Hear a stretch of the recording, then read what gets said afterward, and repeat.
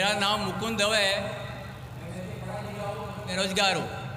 आपने बोला है कि जो इस्लाम कबूल करता है उससे हज़ारों गुना माफ़ हो जाता है, मगर मेरे हिसाब से सबका मालिक एक है और एक मालिक होते हुए किसको ये नज़र से देखता है और किसको वो नज़र से देखता है। हिंदुओं को माफ़ नहीं करेगा और जो इस्लाम धर्म स्वीकार करता है उसको माफ़ कर देगा। ये कौन सा ऊपर वाले का कानून है जो मेरी समझ में नहीं आ रहा है। बहुत अच्छा सवाल, बहुत अच्छा सवाल। मालिक एक तो सारे इंसानों के लिए अदल भी एक होता है। बहुत अच्छा सवाल, बहुत अहम सवाल। भाई का सवाल है कि ये किधर का मुसलमानों को माफ़ करता है, हिंदू को नहीं माफ़ करता है। मैंने आपसे कहा कि जो इंसान नाम का मुसलमान है, उसका नाम मोहम्मद अब्दुल्ला जाकिर है, तो वो काफ़ी नहीं जन्नत में जाने के लिए। मुस्लिम का मतलब वो इंसान जो अमन हासिल करता है अपनी ख्वाहिश, अपनी मर्ज़ी से खुदा के अहकामात पे अमल करने के बाद।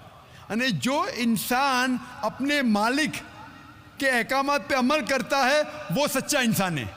वो नाम का क्या है उसका मैं कोई लेना देना नहीं। यहाँ मैं कह रहा हूँ कि जो इंसान अल्लाह के अलावा किसी के साथ शिर्क कर रहा था, आज शिर्क करना छोड़ दिया, आज उसके गुनाह माफ़ होंगे। चाहे कोई भी हो, आप भी अगर कहते कि मैं शिर्क करना छोड़ दूंगा, अल्लाह के अलावा किसी और की इबादत नहीं करूंगा जो हिंदू मज़हब की किताब में लिखा है, और मैं मानूंगा आखिरी पैगंबर मोहम्मद सल्लल्लाहु अलैहि वसल्लम में, चाहे आप ईसाई है, चाहे आप हिंदू है, चाहे आप यहूदी है, आज आप अगर अपने मालिक का कहना मानेंगे तो आपका मालिक आपको माफ़ करेगा। लेकिन अगर आप कहेंगे मेरा मालिक एक, लेकिन मालिक का कहना नहीं मानेंगे तो मालिक कैसा माफ़ करेगा। मिसाल के तौर पे एक एग्जामिनेशन होता है, टीचर सारे तालिबे इल्म के लिए बराबर है। टीचर एक साल के लिए सारे तालिबे इल्म, सारे स्टूडेंट्स को सिखाता है, बराबर। लेकिन एग्जामिनेशन में जो टीचर पूरे साल भर सिखाता है, जो तालिबे इल्म वो टीचर के सिखाए मुताबिक एग्जामिनेशन पेपर में लिखता है, वो पास हो जाएगा। जो तालिबे इल्म टीचर जो सिखाता है उसके खिलाफ काम करता है तो टीचर क्या उसको पास करेगा? चाहे वो हिंदू, मुस्लिम हो, ईसाई हो, जो टीचर सिखाता है उसके ऊपर वो तालिबे इल्म उसके मुताबिक इम्तिहान देता है, वो पास होगा।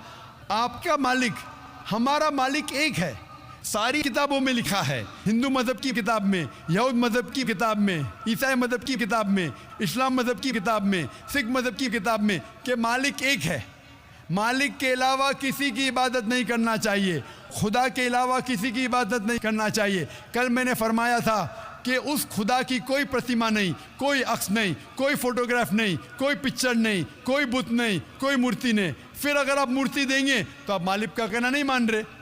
तो अगर आप मालिक का कहना मानेंगे, आपका नाम कुछ भी हो, मोहन हो, कुछ भी हो, शंकर हो या अब्दुल्ला हो, अगर आप मालिक का कहना मानेंगे तो आप सचमुच उस मालिक के बंदे हैं। अगर आप मालिक का कहना मानेंगे तो आपके गुनाह माफ़ हो जाएंगे। तो ये अरबी में कह रहा हूँ कि मुस्लिम तो लोग को ये लफ्ज़ से नफ़रत है। अगर नफ़रत है तो मैं मुस्लिम लफ्ज़ को निकालता हूँ। मैं ये कहता हूँ जो भी इंसान अपने मालिक का कहना मानता है उसे अरबी में कहते हैं मुस्लिम। लेकिन आपको मुस्लिम शब्द से नफ़रत है, मुस्लिम शब्द को निकाल दो। मैं ये कहूँगा जो खुदा के अहकामात पे अमल करता है, खुदा के कलमात पे अमल करता है, ये मानता है कि खुदा एक है, उसके अलावा किसी की पूजा नहीं करना चाहिए, वो इंसान के गुनाह वो मालिक माफ़ करेगा। आप अगर मानेंगे खुदा एक है, आप मानते खुदा एक है, आप मानते खुदा के अलावा किसी और को पूजना नहीं चाहिए, मानते? हाँ क्या नहीं मानते? आप मानते बुत परस्ती गलत है, आप मानते कि मूर्ति पूजा गलत है, आप मानते कि आखिरी पैगंबर मोहम्मद सल्लल्लाहु अलैहि वसल्लम है? नहीं मानते। बोलते हैं जैसे शिव शंकर को पैगंबर बोलते हैं, जैसे साईं बाबा को ये सब जो पैगंबर हो गए, ये हर फरिश्ते ऐसे ऐसे आते गए। आपने मेरी 15 तारीख की तकरीर सुनी? मैंने नहीं सुना। मोहम्मद सल्लल्लाहु अलैहि वसल्लम का जिक्र मुख्तलिफ मजहबी किताबों में, आप कैसेट लीजिए, मेरी तकरीर है मोहम्मद सल्लल्लाहु अलैहि वसल्लम का जिक्र मुख्तलिफ मजहबी किताबों में। इसमें मैंने साबित किया हूँ कि मजहबी किताब बदलने के बावजूद सब मजहबी किताब में लिखा है कि आखिरी पैगंबर आने वाले हैं। उस आखिरी पैगंबर का नाम है मोहम्मद सल्लल्लाहु अलैहि वसल्लम। आप हिंदू मजहब से ताल्लुक़ रखते हैं? हिंदू मजहब की किताब में लिखा है, भविष्य पुराना पर्व 3 खंड 3 अध्याय 3 श्लोका 5 से 8 में लिखा है भविष्यवाणी मोहम्मद सल्लल्लाहु अलैहि वसल्लम की। आप पढ़ेंगे भविष्य पुराना पर्व 3 खंड 3 अध्याय 3 श्लोका 10 से 27 में मोहम्मद सल्लल्लाहु अलैहि वसल्लम का जिक्र है। आप कुंटब सुक्ता पढ़िए, अथर्ववेद में लिखा है, किताब number 20 him number 127 shloka number 1 से 14 में लिखा है मोहम्मद सल्लल्लाहु अलैहि वसल्लम के बारे में। आप पढ़िए अथर्ववेद किताब नंबर 20 अध्याय नंबर 21 श्लोका नंबर 6 और 7 में मोहम्मद सल्लल्लाहु अलैहि वसल्लम का जिक्र है।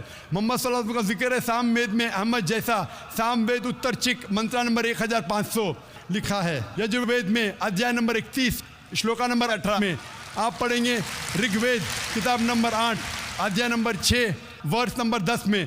आप अगर पढ़ेंगे अथर्ववेद किताब नंबर 8 अध्याय नंबर 5 श्लोका नंबर 16 में मोहम्मद सल्लल्लाहु अलैहि वसल्लम के बारे में अहमद लिखा है। अथर्ववेद किताब नंबर 20 हिम नंबर 126 वर्ष नंबर 14 में कई जगह लिखा है नाराशंसा। नाराशंसा मतलब वो आदमी जो प्रशंसा के लायक है। इसका अरबी में तर्जुमा होता है मोहम्मद। मोहम्मद सल्लल्लाहु अलैहि वसल्लम का नाम से जिक्र है हिंदू मज़हब की कई किताब में। ऋग्वेद किताब number 1 hymn number 13 verse number 3, Rigveda किताब number 1 hymn number 18 verse number 9, Rigveda book number 1 hymn number 106 verse number 4, Rigveda book number 1 hymn number 142 verse number 3, Rigveda book number 2 hymn number 3 verse number 2, Rigveda book number 5 hymn number 5 verse number 2, Rigveda book number 7 hymn number 2 verse number 2, Rigveda book number 10 hymn number 64 verse number 3, Rigveda book number 10 hymn number 182 verse number 2,